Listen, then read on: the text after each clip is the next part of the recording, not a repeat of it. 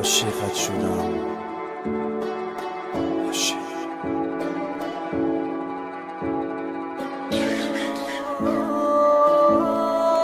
هر یک حرفوش خنده هوش در یاد من، نغمه هوش و چشموش در یاد من.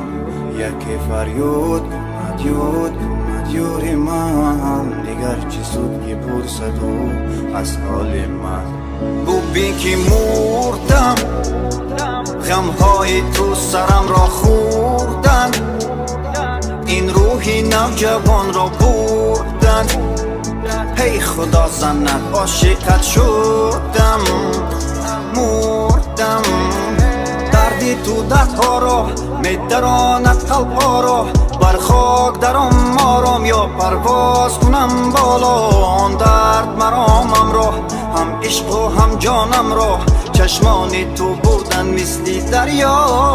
عاشقت شدم ببین که ناتوانم، تو را دوست داشتنم بود به بهونه. زیغم آرام برایش من میخوانم، و جاهل در دلم تیر میپرونه. عاشقت شدم ببین که ناتوانم، تو را دوست داشتنم بود به بهونه. زیغم آرام برایش من میخوانم، و جاهل در دلم تیر میپرونه.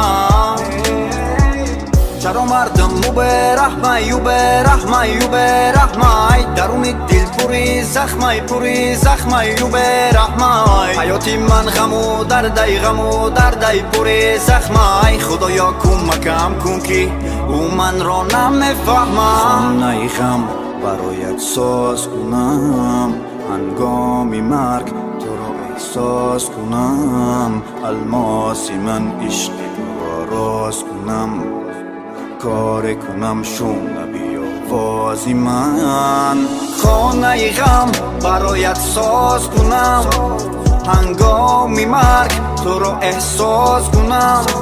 الماسی من عشق تو را راز کنم، کار کنم شنوی آوازی من. عاشقت شدم ببین که ناتوانم، تو را دوست داشتنم بود به بهونه. زیغم آرام برایش من میخوانم، و جاهل در دلم تیر میپرونه. عاشقت شدم ببین که ناتوانم، تو را دوست داشتنم بود به بهونه. زیغم آرام برایش من میخوانم، و جاهل در دلم تیر میپرونه.